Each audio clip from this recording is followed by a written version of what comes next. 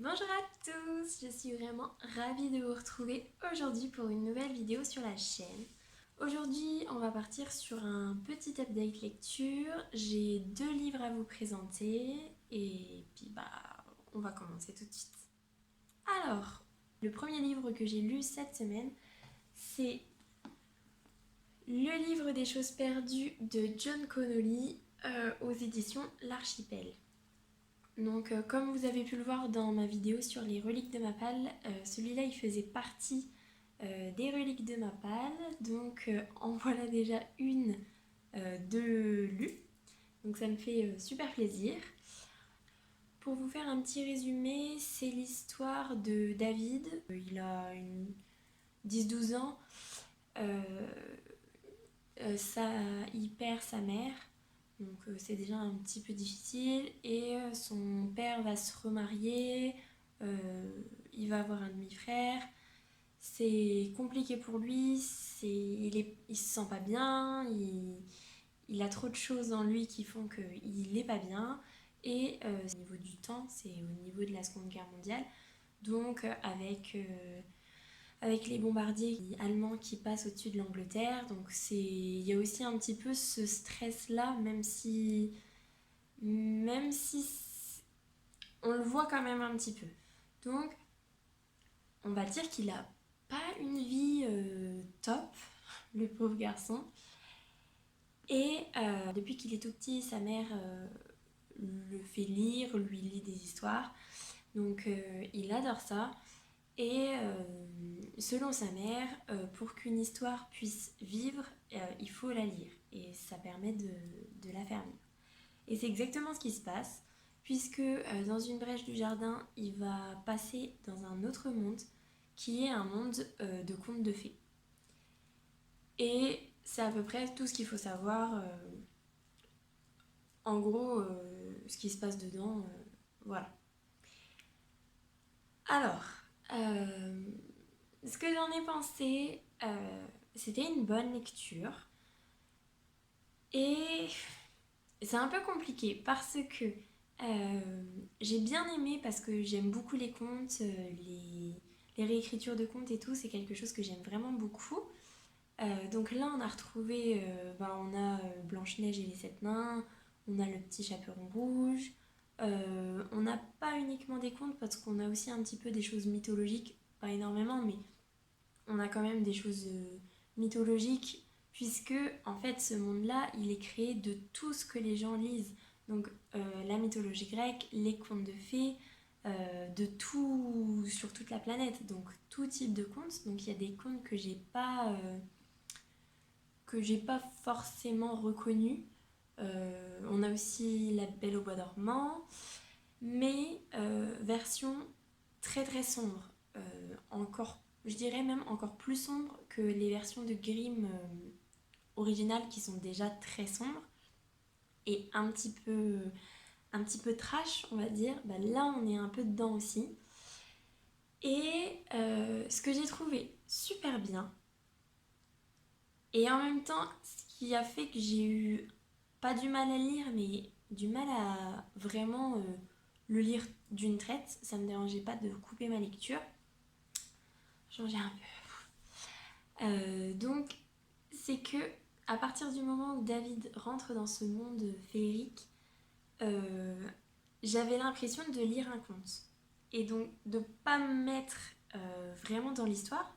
Quand je lis un livre, je suis happée dans l'histoire, je fais partie de l'histoire, je m'identifie au personnage et donc je suis dedans. Je rentre pleinement dedans et ma propre vie, elle s'efface et c'est ça qui fait que c'est génial. Par contre, quand je lis un conte de Grimm, euh, je suis, enfin, je ne rentre pas du tout dans l'histoire, j'apprécie ma lecture mais sans rentrer dedans. Et là, à partir du moment où il passe dans la brèche, j'avais vraiment l'impression de lire un énorme conte rempli de contes de fées. Et c'était super bien, du fait que vraiment on avait l'impression d'être dans un conte peuplé de plein de contes qui se relient, qui fabriquent du coup un autre conte. Donc ça, c'était top. Mais du coup, je suis pas rentrée à fond dans ma lecture, dans le sens où j'avais vraiment l'impression de lire un conte. Donc voilà, C'est une super bonne lecture, le côté très trash, enfin, c'était... Si, c'est un peu gore comme... Enfin, pas gore comme on pourrait le voir dans un Maxime Chatham, mais il y avait des passages un petit peu durs, on se dit, pour un conte de fées qui, dans l'optique, c'est pour des enfants, bah là, pas du tout, hein, c'est pas du tout un livre pour les enfants. Euh, voilà ce que je peux vous dire, j'ai adoré la fin. Ça m'a fait un... Je crois que j'ai un peu pleuré à la fin, légèrement. Mais j'ai trouvé la façon de conclure ce livre super bien. Moi, pour moi, c'est vraiment une lecture de conte. Mais bien épaisse quand même, parce qu'on est sur 350 pages, on va dire. Donc, un conte, en gros, de... Allez, on va dire peut-être 250 pages, parce que les 100 premières pages, il n'est pas encore dans ce monde-là. Donc vraiment top. En plus, bah, dans la version que j'ai, c'est écrit assez gros et en plus les pages sont super épaisses. Donc finalement en fait il se lit assez vite. Même si moi je suis pas rentrée à fond dedans et que je faisais pas des sessions de lecture de 3 heures tellement j'étais à fond dedans, il se lit très très vite. Je crois que j'ai mis 5 jours, 5 jours en plus où je travaillais. Donc ça a été assez rapide. Donc très très bonne lecture, je suis vraiment trop contente de l'avoir lu. Donc si vous avez envie de lire des réécritures de contes qui ne sont pas dans le monde des bisounours, je vous le conseille, il est vraiment bien. Voilà pour le livre des choses perdues. Ensuite, j'avais envie d'une lecture qui se lise vite parce que je voulais absolument vous faire un update lecture aujourd'hui. Et il me restait plus que 3 jours, donc il me fallait une lecture rapide et j'avais envie de terminer cette saga. Et donc j'ai lu Un palais de glace et de lumière de Sarah J. Maas aux éditions La Martinière J. Fiction. Donc le tome 4, je vous ai parlé du tome 3 dans le dernier update que j'ai fait, donc c'est tout récent. Et je vous disais que j'avais peur que ce tome 4 il soit pas à la hauteur de mon amour pour la série. Surtout qu'il est tout petit, il fait 304 pages, donc il est tout petit, puis bon, les palais d'épines et de roses, tout ça, c'est écrit assez gros dedans, donc en plus ça se lit énormément, enfin ça se lit très vite. Surtout qu'en plus, ce genre de lecture-là, pour le coup, on rentre dedans et on peut se faire des sessions de lecture qui durent 3 heures, il n'y a pas de problème. C'est un tome 4, alors je vais pas vous faire un résumé de ce qui se passe dedans. Plus, si vous ne savez toujours pas de quoi ça parle, c'est une réécriture de La Belle et la Bête. Voilà, mais dans un monde très fantaisique et le monde fantasy prend le pas au fur et à mesure des tomes et donc très très développé. En gros, je vais pas trop m'attarder sur ce qui se passe dedans. Par contre, mon ressenti. Alors, ce tome 4, bah, il était tout doux, tout mignon, tout tranquille. Après, ce qui se passe dans le tome 2 et 3, c'était très dense. C'était un peu tragique, c'était lourd. Forcément, celui-là, bah, il est tout doux, tout tranquille. Et puis même quand on voit le titre, bah, on se doute que ça va être posé. J'ai trouvé qu'il faisait très tome intermédiaire. Dans le sens où c'est un livre qui... Enfin, c'est un tome qui se passe sur très peu de temps, à peine une semaine, je crois. Allez, on va dire 2 mois, dans le sens où les 2 derniers chapitres se passent un mois après la semaine qu'on vient de vivre. Donc il est très rapide en termes de temps. C'est pas que du point de vue de Fer, donc du personnage principal. On a un petit peu tous les personnages qu'on a pu côtoyer dans les tomes précédents. Donc ça, c'était plutôt bien. Ça permettait aussi d'avoir quelques informations supplémentaires sur les personnages secondaires. Donc ça, c'était plutôt bien. J'ai bien aimé. Et je vais le dire tout de suite parce que en fait, je viens de le terminer. Donc vraiment, c'est tout frais. Et voilà. Donc pour moi, ce tome 4, c'est vraiment un tome intermédiaire dans le sens où je pensais que c'était la fin de cette saga, vraiment, puisqu'en plus ça faisait vraiment tout doux, il se passe plus trop de choses tragiques, graves et tout, donc ça va clôturer la saga sur un happy end, on va dire. Et en fait, bah non, pas du tout, c'est pas du tout la fin de la saga, donc d'un certain côté, je suis super contente.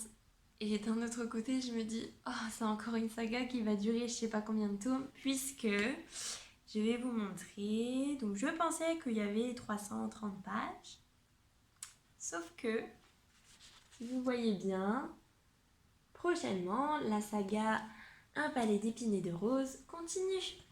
Donc, pas du tout la fin de la saga. J'ai pas lu justement ce petit extrait du tome 5, je suppose.